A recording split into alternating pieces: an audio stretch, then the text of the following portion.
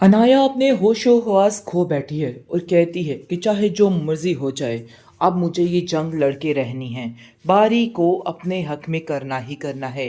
वो दिन-रात एक करके हर चीज़ को सेट करने की कोशिश कर रही है, लेकिन उसको इस चीज़ का अंदाज़ा हो रहा है कि बारी पर डोरे डालना सिर्फ़ और सिर्फ़ बेवकूफ़ी है और वो किसी भी तरह उसका साथ नहीं देगा और ना ही उसके साथ खड़ा होगा, क्योंकि वो जान चुकी है कि ये सब कुछ बिल्कुल बेफ़िज़ूल है।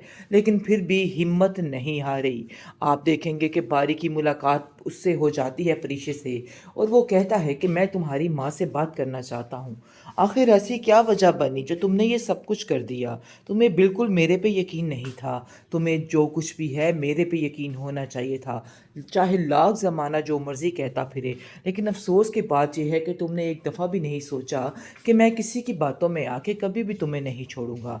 लेकिन तुमने एक नहीं सुनी। लेकिन आगे से वो कहती है कि मैंने बस सिर्फ़ ये सब कुछ इसीलिए किया है ताकि आप लोगों के घर का सुकून बना रहे, क्योंकि मैं जानती हूँ कि मेरी वजह से आप लोगों के घर में कितनी बदगुमानियाँ बढ़ सकती थी, कितनी तकलीफ़ें आ सकती थी।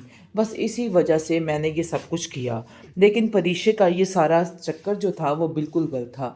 परीक्षे को ये सब कुछ नहीं करना चाहिए था, क्योंकि ये सारा मामला तो खुल के सामने आ ही गया है कि आखिर किस वजह से परीक्षे ने इतनी बड़ी बात कही और ये सब कुछ किया है। लेकिन अब मज़ीद बारी ये सब कुछ बर्दाश्त नहीं करेगा और जाकर अपने बाप से कहेगा कि आपने बहुत गलत किया। मुझे तो इस चीज़ का यकीन ही नहीं आ रहा कि कोई इतना घटिया कैसे हो सकता है, इतनी घटिया सोच कैसे रख सकता है। मुझे तो समझ नहीं आ रही है। आप देखेंगे कि बारी कहता है कि अभी और इसी वक्त तुम्हें अब मेरी बात माननी होगी, क्योंकि अब हमें किसी से नहीं डरना है। चाहे ये लोग भाड़ में जाएं, जो मर्जी करते रहें, मुझे किसी से कोई लेना देना नहीं है। मैं बस यही चाहता हूँ कि अब हमारी ज़िंदगी खुशियों से भर जाए, जिस पर परीक्षे भी अब खामोश होकर रह जाएगी। ज़्यादा ख़राब है और कुछ ना कुछ तो ऐसा हो गया है जिसकी वजह से घर के मामलात मुझे सही होते हुए नज़र नहीं आते हैं। लेकिन जी परीक्षा साफ साफ इनकार कर देगी और कहेगी कि आप कोई भी ऐसी बात बारी से नहीं करेंगी, क्योंकि आपको नहीं पता कि वो लोग किस तरह के हैं। कुछ लोग दिखने में और वैसे कुछ और होते हैं, बस उन लोगों का भी वही हाल है। लेकिन उसकी जो दादी है वो कहती है कि मुझे इस चीज़ का यकीन नहीं है। परीक्षा तुम अभी दुनिया की इन सारी चीज़ों से वाकिफ़ नहीं हो। मैं हर चीज़ की बारीकियों को बड़े अच्छे तरीके से समझती हूँ और मैं ये भी समझ गई हूँ कि गौरी बहुत ही अच्छा और नेक लड़का है और तुम्हें उसके बारे में इस तरह के वहमो गुमान पालने की बिल्कुल भी कोई ज़रूरत नहीं है।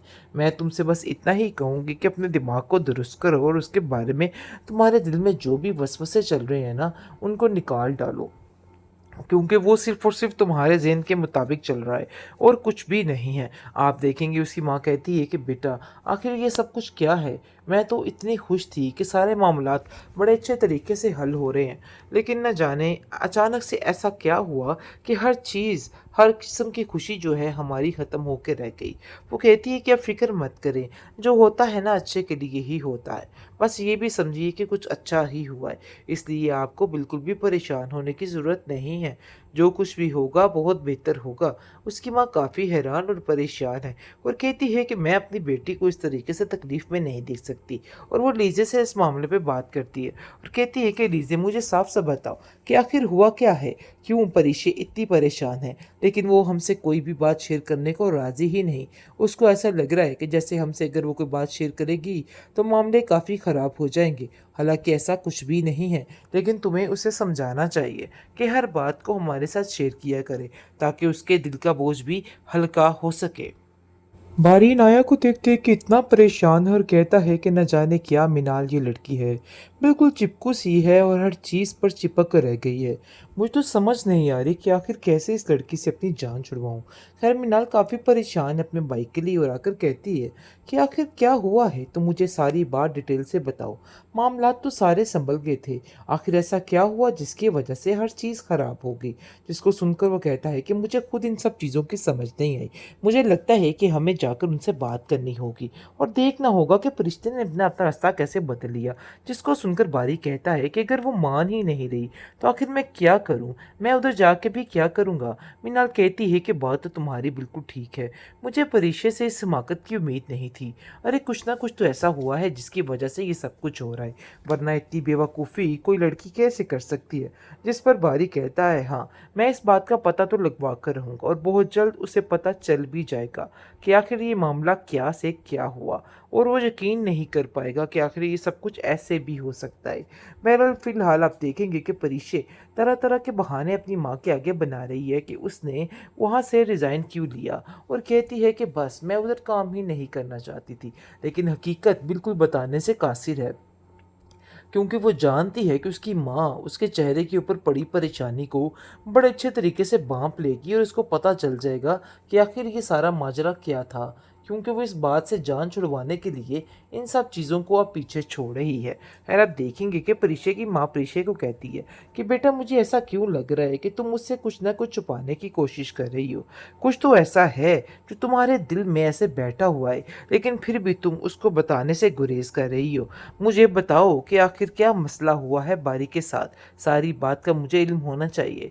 लेकिन जी वो हर बात को टाल-मटोल करके साइड पे कर देती है, और उसकी अम्मा जान भी काफ़ी परेशान हो चुकी हैं, और वो कहती है कि मेरा दिल है मैं बारी से खुद इन मामले पे बात करूं, क्योंकि मुझे ऐसा लगता है कि कोई तो बात ऐसी है जिसकी वजह से मामलात बहुत ज़्यादा ख़राब हैं, और कुछ ना कुछ तो ऐसा हो गया है जिसकी वजह से घर के मामलात मुझे सही होते हुए नज़र नहीं आते हैं।